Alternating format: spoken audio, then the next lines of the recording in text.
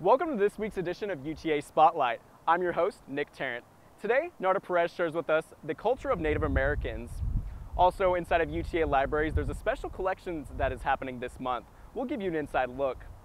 And later, stay with us because I have a new social media app that I'll share with you. Stay with us.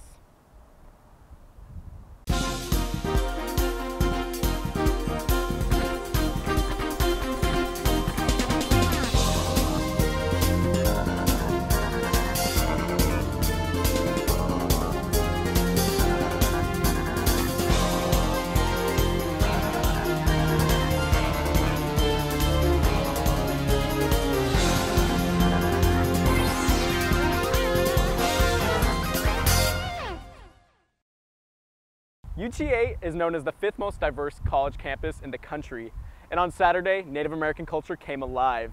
Here's Narda Perez with the story.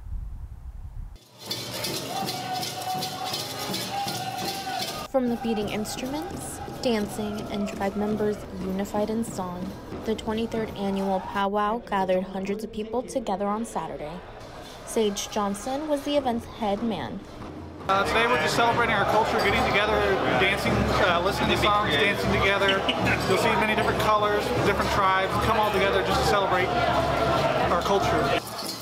He danced and sang in various performances throughout the day. Vendors were set up selling hand-made jewelry and other works like clothing, purses, and instruments, along with Native American food items. In between performances, attendees entered to win raffle prizes from the vendors at the powwow. Community members and powwow participants dressed in Native American garments along with traditional headdresses and face paint, resembling which tribes they're from. Narda Perez, UTA News. Welcome back to this edition of UTA Spotlight. I'm Nick Tarrant. Today we take you inside of UTA Library's special collections where Etta Holmes, a political cartoonist's work, is showcased this month. Reporter Natalie Palacios has the story.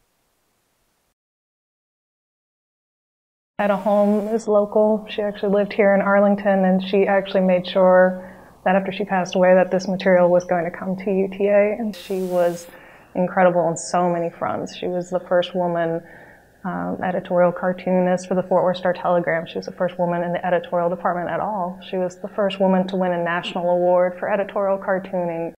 She graduated at the age of 16, but she knew she loved art, she knew she loved politics, so she was trying to figure out how to kind of incorporate that in her career. The Equal Rights Amendment was an amendment to the Constitution that was going to guarantee equal rights to women.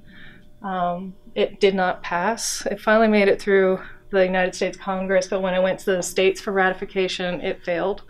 But she continued to draw on that, so you'll have tons of cartoons featuring ERA-related issues. Then we have tons of correspondence from people who are saying, I don't want any more ERA cartoons, or they were adamantly and vehemently against it. And what's interesting is that some of them were women. Man, she is missing out. I know she is just dying to draw about some of the things happening, but what's probably the most fascinating thing about the cartoons we do have is that she touched on every topic imaginable, and some of them decades before we even got to this point. So there's actually a cartoon from the 1990s talking about Donald Trump and his presidency that she drew decades before we got to today. So she was a very smart woman who had a lot of foresight. And a lot of what the cartoons that you'll see we have on display here, they're topics we've been talking about since the 40s, 50s, 60s, and we're still talking about the same issues today. I could pull one from 1984 and publish it today, and you would think I was referencing an event that happened yesterday. It's an amazing collection. We have over 10,000 original cartoons that she drew, so she was prolific, and like I said, every topic imaginable, she drew something about it. Natalie Palacios, UTA News. With all the different social medias out there, Vero is just now taking the thumbs of social media users. Here's the story.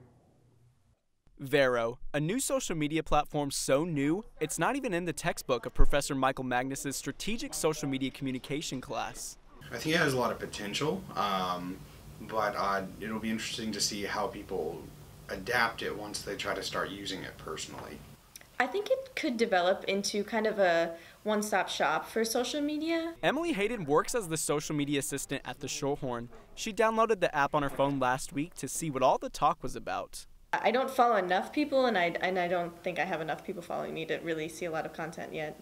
Zero ads, algorithms, or bots are what the service offers, but will it attract the audience it needs to grow? It was sleek, it was well designed. As far as like aesthetic goes. Magnus has used social media since MySpace, and he says current platforms have converged into similar services, which gives opportunity for others to succeed. I didn't look at it and say like, oh, this is the new place for all of my content. I was kind of like, okay, this might be interesting to check every now and then and see how people are using it. Hayden and the social media editor at the Shorthorn haven't discussed using Vero for professional use of the publication. But I think it would be a bit hard to start a following there since it is so new and no one really uses it yet. So I'm not sure how it would go over with our online content. She also says there hasn't been much discussion about Vero in Magnus's class. But I'm not sure people will leave like Twitter and Instagram for it. I think they'll probably add Vero to their cycle of social medias, and then if it catches on and they like the content, they'll continue to use it. If not, it will be a flash in the pan and move on. Only time will tell if social media users will make the switch or sync it up with their daily lives. For UTA News, I'm Nick Tarrant. That's all we have for this week's edition of UTA Spotlight. I'm Nick Tarrant. On behalf of our producer, Victor Perry, and UTA News, thank you for joining us. Catch us again next week.